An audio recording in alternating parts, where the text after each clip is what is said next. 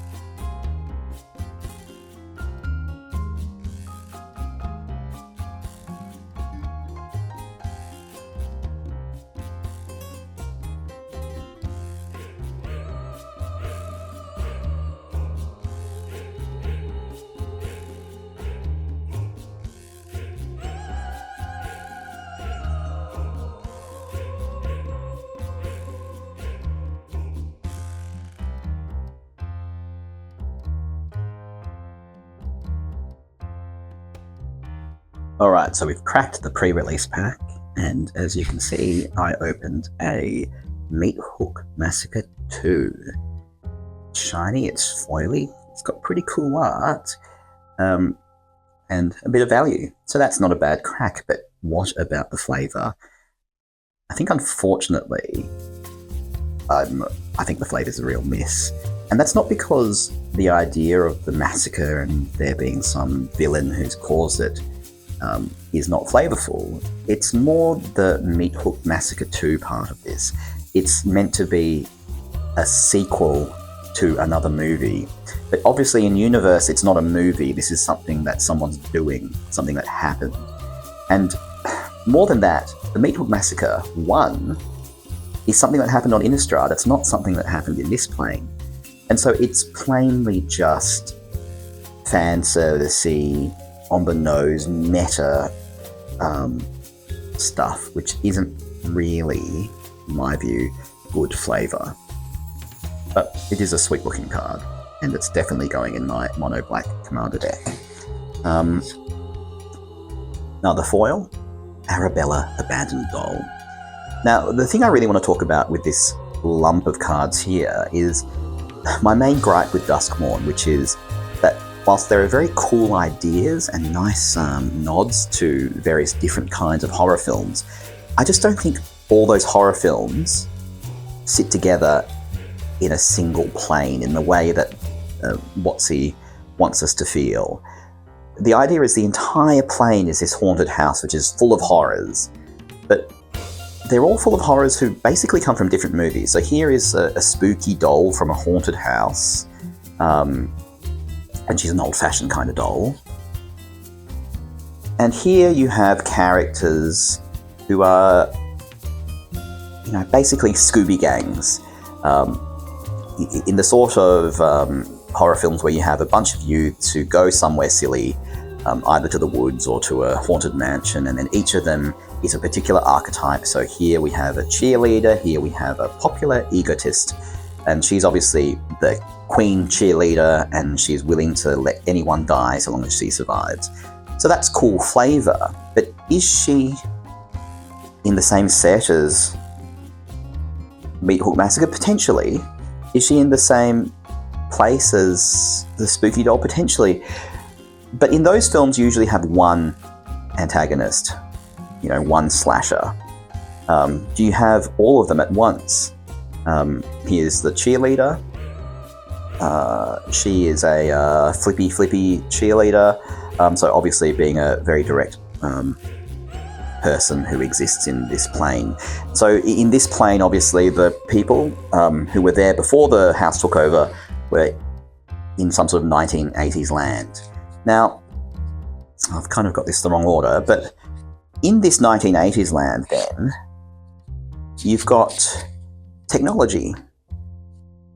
You have a phone, TV, some sort of axe with a electric axe, and some sort of you know, Ghostbustery kind of device.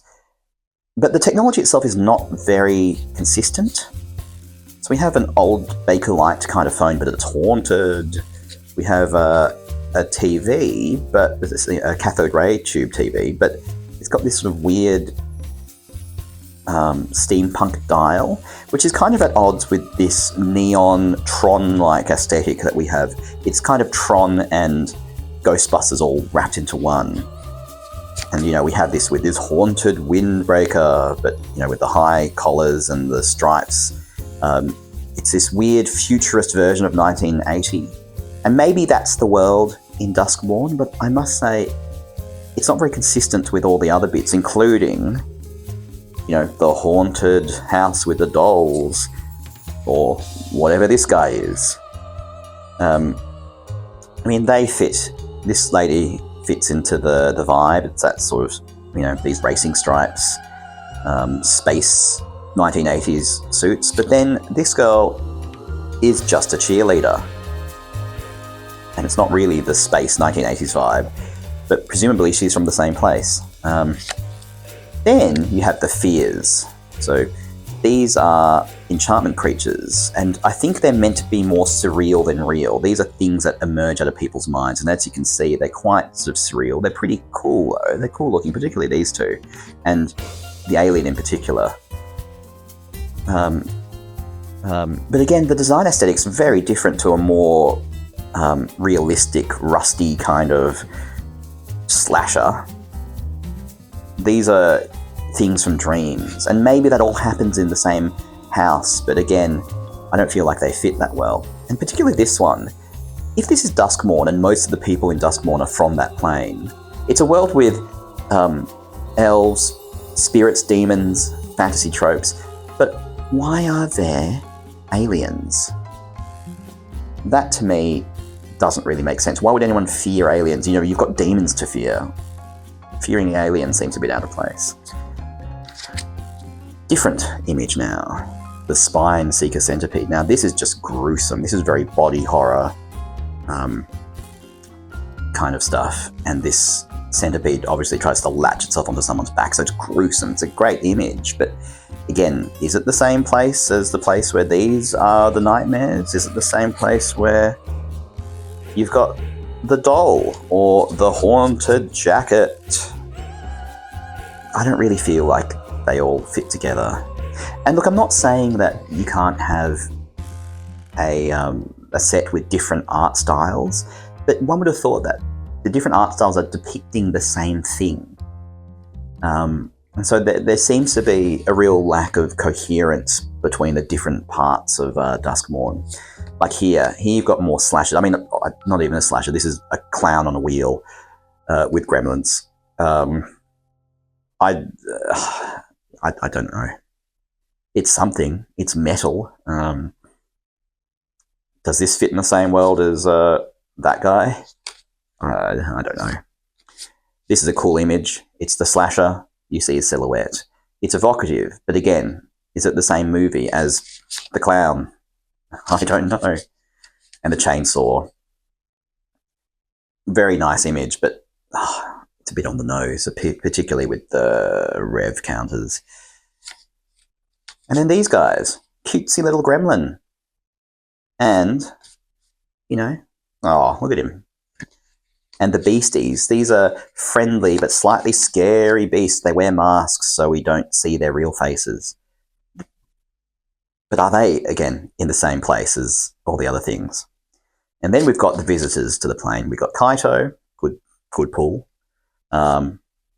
Nashi and the Wanderer. I mean, they're all from Kamigawa.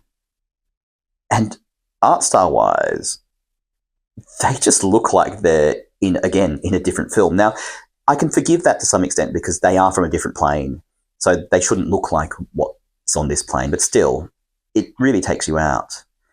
So, yeah, overall, I'm not enamoured by the flavour of Duskmourn as a whole. As I said, there are some cool bits, but I just don't think that the set really coheres. Again, I haven't played it in Limited, and maybe my view will change once I play a bit of it and get a feel for it in that way, but, you know,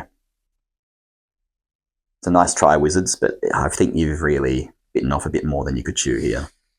Thanks for joining us on MTG Flavour Source. If you like what you see, please like, share, or subscribe. See ya!